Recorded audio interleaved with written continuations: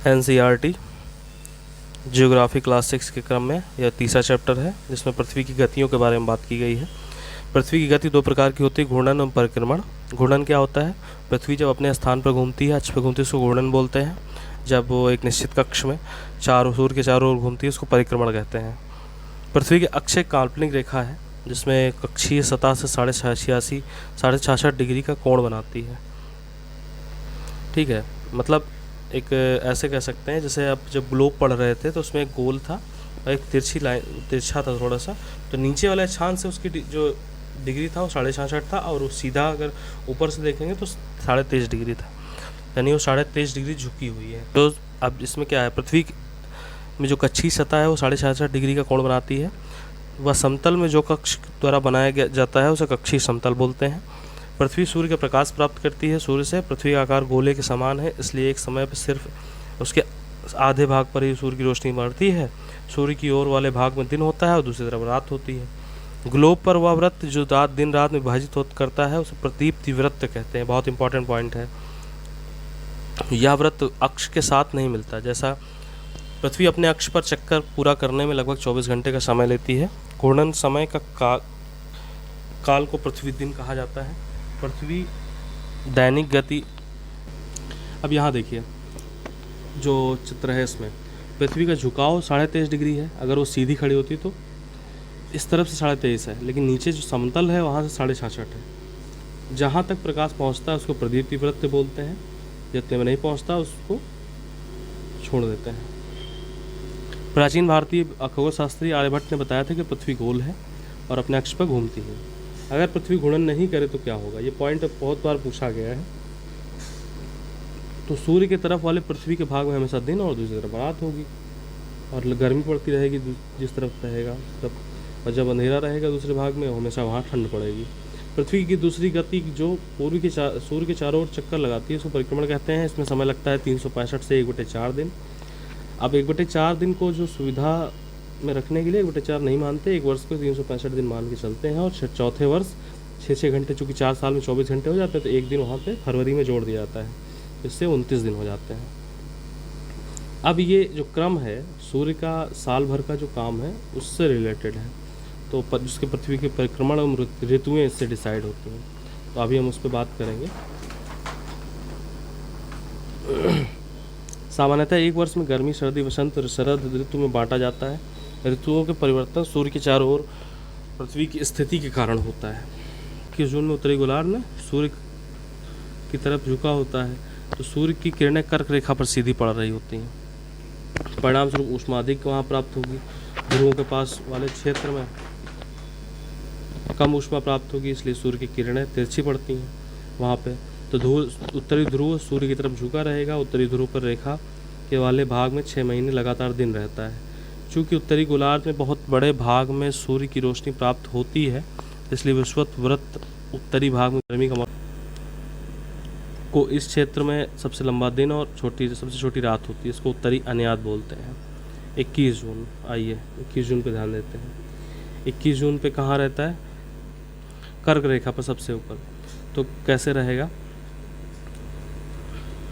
उत्तरी गोलार्ध में ग्रीष्म ऋतु रहेगी, सिंपल, और दक्षिणी गोलार्ध में शीत ऋतु रहेगी। ठीक है, और उत्तर अन्यात 21 जून। फिर सेकंड पॉइंट आता है 22 दिसंबर।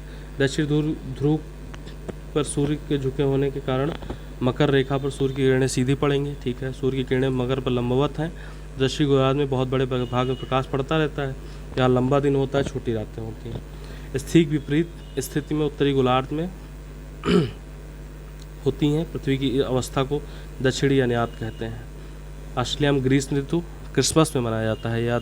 क्रिसमस किस ऋतु में मनाया जाता है, इस पॉइंट को याद रखिएगा। और इसमें दक्षिणी अन्यात कहाँ है? यहाँ पे। तो उत्तरी गोलार्ध में शीत ऋतु, दक्षिणी में ग्रीष्म ऋतु, चूँकि मकर पे ज़्यादा ध्यान रखें। अब दक्षिणी अन्यात 22 दिसंबर। इसको आप ऐसे याद रख सकते हैं कि उत्तरी गोलार्ध में चूँकि हम रहते हैं तो हमें ये याद है कि 22 दिसंबर के समय हमारे यहाँ गर्मी नहीं पड़ती है। तो जब गर्मी नहीं पड़ती तो इसका मतलब सूर्य कहाँ होगा?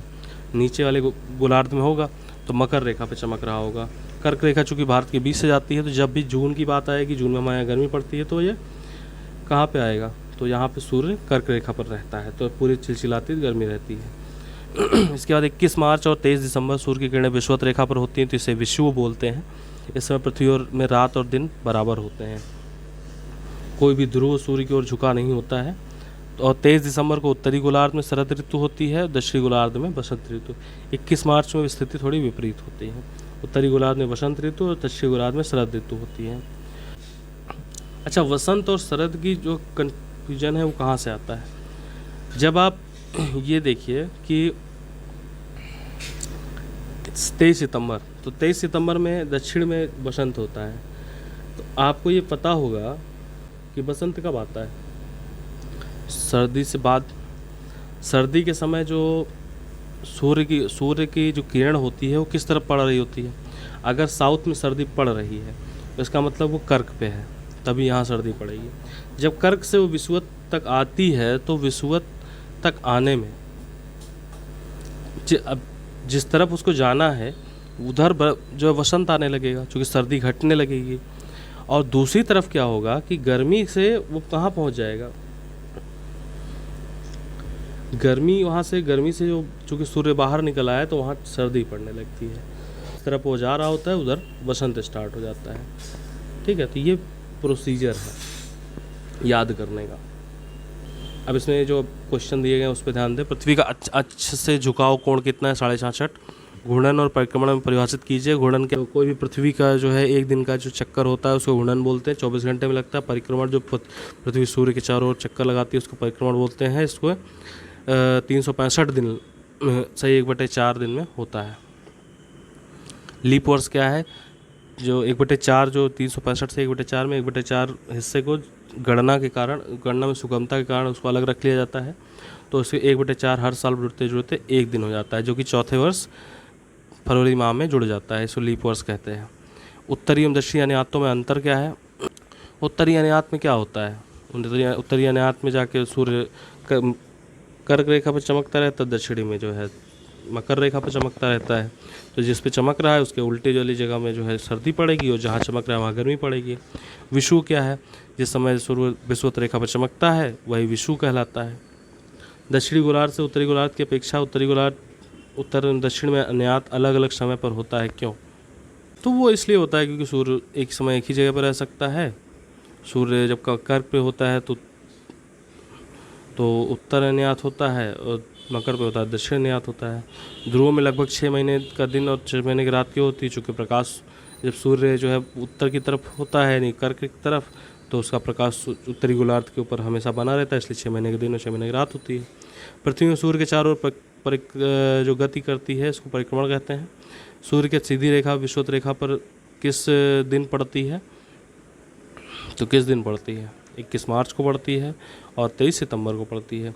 गर्मी में क्रिसमस का पर्व कहाँ मनाया जाता है? ऑस्ट्रेलिया में। ऋतुओं का परिवर्तन पृथ्वी की किस गति के कारण होता है? परिक्रमण गति के कारण।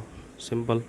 एक लीप वर्ष में 366 दिन होते हैं। पृथ्वी के प्रतिदिन की गति को घूर्णन कहते हैं। पृथ्वी के सूर्य के चारों ओर परिक्रमण मतलब एक दीर्घवृत्ताकार कक्षा में घूमती है। 21 जून को सूर्य की किरणें कर्क रेखा पर सीधी पड़ती हैं।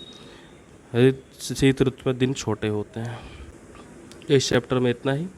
नेक्स्ट चैप्टर में फिर मिलेंगे। धन्यवाद।